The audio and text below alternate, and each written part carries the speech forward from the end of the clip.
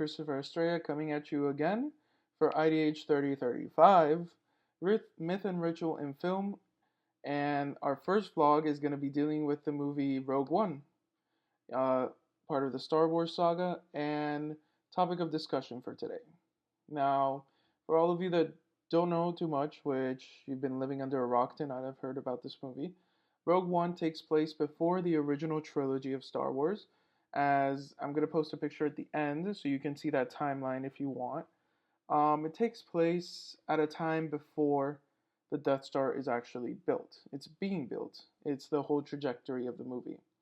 Now, this movie is considered to be one of the most visually amazing, of course, the newest, the most stunning film out of all of them. It really uses good visual elements.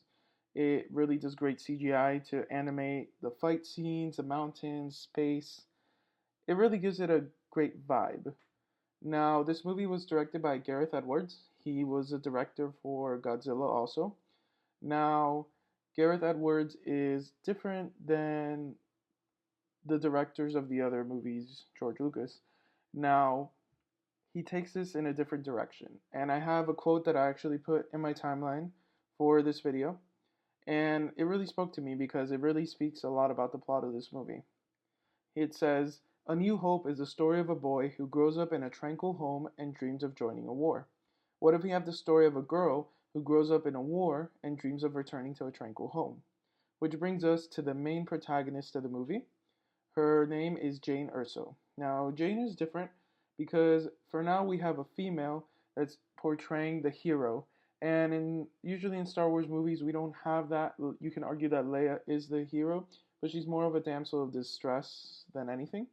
And in this movie, we kind of have a reversal of that because the damsel in distress, or the person in distress in this case, is more of Jyn's father, who is an engineer who's basically being forced to work on the Death Star and to produce it. And he is abducted from her family, and her mother dies in this whole schism and trying to save Jyn from being abducted herself.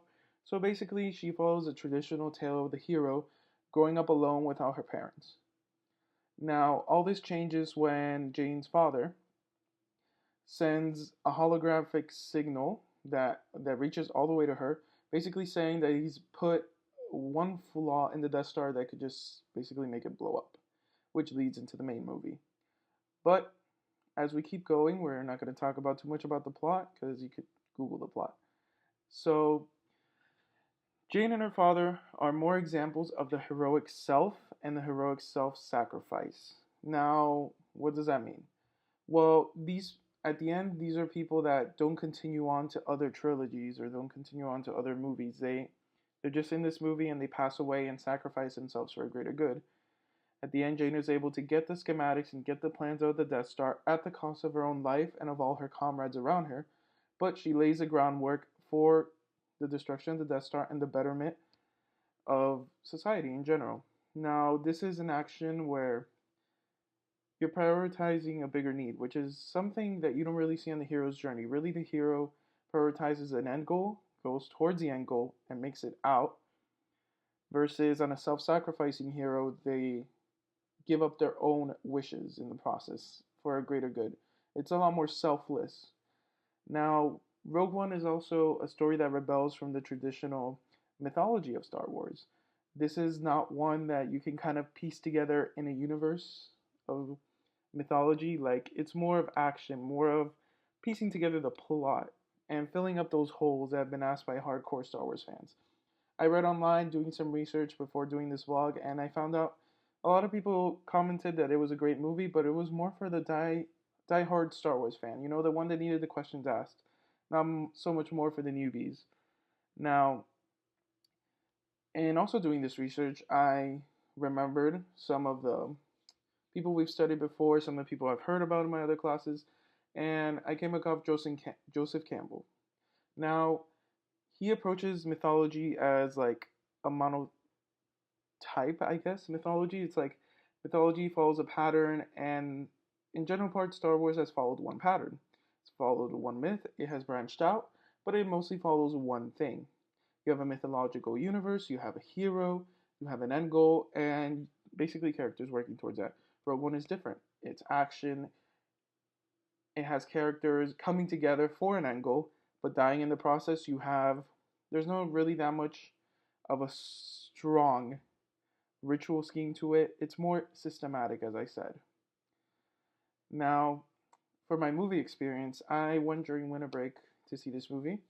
In my time off, I went to see it between the time of Christmas and New Year's. So the movie had been out for a while. So I went during a weekday, to avoid the big crowds at night and stuff. I went with a group of friends to one of the local malls, the Falls, and I saw it. It was nice. There was some people there. There wasn't super crowded. There wasn't anyone wearing like Star Wars hats with lightsabers and things like that. But you saw the fans that were there, like excited to watch and everything. It was very nice. I got like the man we're studying right now, Milanowski. I'm sorry if I'm butchering his name. Towards the Star Wars fandom, because Milanowski argues that to understand the culture, you have to immerse yourself in it or be in it to understand it. I guess kind of that's it, because I myself am not a huge Star Wars fan. I really don't fancy the saga. So it was like I was an outsider looking in, which gave me an interesting point of view, seeing as this film, as I said, is not one for a beginner Star Wars fan. So it gave me a more understanding of the universe that is Star Wars and of how it was. I liked that you had a prequel that filled in plot holes. I love stories that are well thought out, and I love stories that connect and that don't overlap so much, and you can have a cohesive story. Overall, I feel this movie is less of a myth, but more of something that pieces together questions that needed to be answered for Star Wars fans. Overall, I had a great experience at the movie. It was very entertaining, very action packed, kept my attention, but it strays away from the traditional Star Wars. And that's for all I have to say. I have some timeline pictures and some movie posters at the end. Hope you enjoy those, and thank you for joining me for this vlog. I'll see you on the next one.